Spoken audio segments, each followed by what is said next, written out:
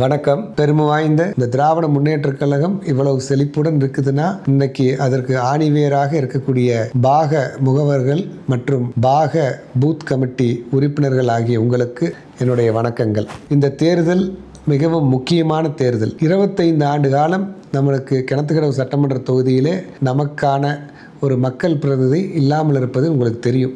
அதனால் எவ்வளவு நம்ம கஷ்டங்களை அனுபவிச்சிட்ருக்கோம், எவ்வளவு இன்னல்களை அனுபவிச்சிட்ருக்கோம், எவ்வளவு அதனால் நம்மளுக்கு பாதிப்புகள் ஏற்படுத்தி கொண்டிருக்கு அப்படிங்கிறதெல்லாம் நீங்கள் நல்லா தெரிஞ்சிருப்பீங்க. அதையெல்லாம் முறியடிக்கக்கூடிய காலம் நெருங்கி கொண்டிருக்கிறது. கிணத்துக்கடவு சட்டமன்ற தொகுதியுடைய திராவிட முன்னேற்ற கழகத்துடைய எதிர்காலம் உங்கள் கையில் இருக்குதுன்னு தான் நான் சொல்லுவேன். ஏன்னா இது ரொம்பவும் முக்கியங்க. காரணம், நம்ம நிச்சயமாக திராவிட மாடல் ஆட்சி 2.0 அமைவது உறுதி. 25 ஆண்டுகள் நாம் பட்ட கஷ்டத்தை மறந்து விடாதீர்கள்.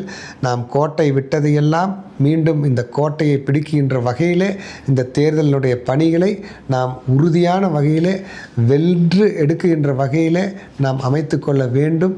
அது மட்டும் இல்லை, நிச்சயமாக அப்படி ஒரு நான் வெற்றி பெற்று உங்கள் சட்டமன்ற உறுப்பினராகும் பட்சத்தில் 100% உங்களுக்கெல்லாம் உறுதுணையாக இருப்பேன் என்பதை மட்டும் இந்த நேரத்தில் உறுதியோடு உங்களிடத்தில் தெரிவித்து கொண்டு தொடர்ந்து உங்களுடைய பணியை சிறப்பான வகையில் நீங்கள் செயல்படுத்திட வேண்டும்.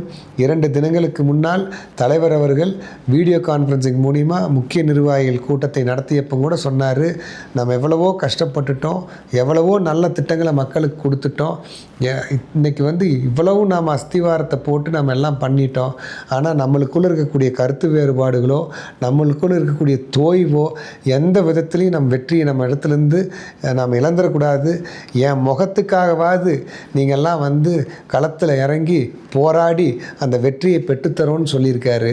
அதனால் நீங்கள் ஒவ்வொருவரும் தலைவர் செய்திருக்கக்கூடிய இந்த மாபெரும் சாதனைகளை எல்லாம் நினைத்து பார்த்து அவருடைய முகத்துக்காகவாது நீங்கள் எல்லாம் களத்தில் மிகப்பெரிய கள போராளிகளாக இறங்கி பணியாற்றிட வேண்டும்.